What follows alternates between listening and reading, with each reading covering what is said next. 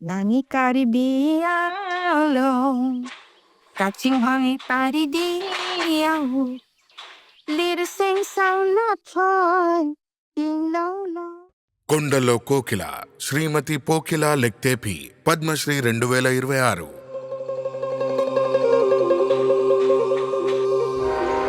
కార్బీ ఆంగ్లాంగ్ అస్సాంలోని ఒక అందమైన గ్రామం. కార్బీస్కు పోకిల లెక్తేపీలకు నిలయం. సంచార నాటక కళాకారుల దంపతులకు జన్మించిన యువతి పోకిల కార్బీ సంగీతాన్ని వారసత్వంగా పొందడమే కాకుండా అందులో మమేకమైపోయింది. చిన్నప్పటి నుండే ఆమె అసాధారణ ప్రతిభను ప్రదర్శించేది. ఈ సంగీత రూపం పట్ల అమితమైన ఆసక్తితో తన వారసత్వం ప్రమాదంలో ఉందని గ్రహించింది. కార్బీ సంగీతం పెద్దల శ్వాసలు మాత్రమే జీవిస్తూ రికార్డు చేయబడకుండా కనుమరుగవుతోంది. ఆ రోజుల్లో కార్బీ పాటలు ఉండేవి, కానీ ప్రజలకు అవకాశం లభించేది కాదు. అడ్డంకులు క్లిష్టమైనవి. పేదరికం ఒక నిరంతర నీడలా వెంటాడేది. పైగా సాంప్రదాయం స్త్రీలను బహిరంగ వేదికపైకి రాకుండా నిషేధించేది. ఏళ్ల తరబడి అంతరించిపోతున్న కళకు నిశ్శబ్ద రక్షకురాలిగా పోకిల తెరమరుగునే ఉండిపోయింది. కానీ ఆమె గొంతును అణిచివేయలేము.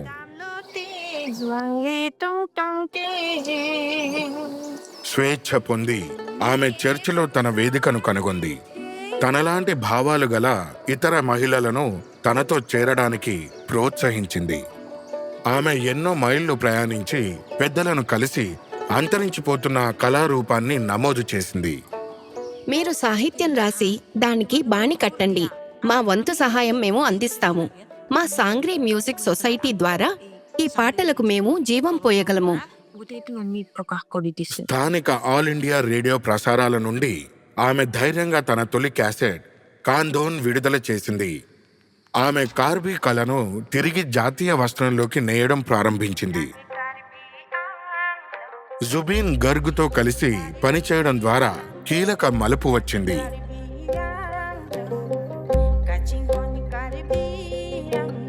ప్రాచీన మంత్రాలకు ఆధునిక శక్తిని జోడించి నూతన తరం మనసులని గెలుచుకుంది. 50 ఏళ్ళు, 300 పాటలు. ఆమె కార్బీ సంగీతాన్ని కొండల నుండి ప్రజల హృదయాల్లోకి తీసుకువచ్చారు. నేటికి పోకిల కార్బీ సంగీతానికి మాతృమూర్తిగా నిలిచి ఉంది.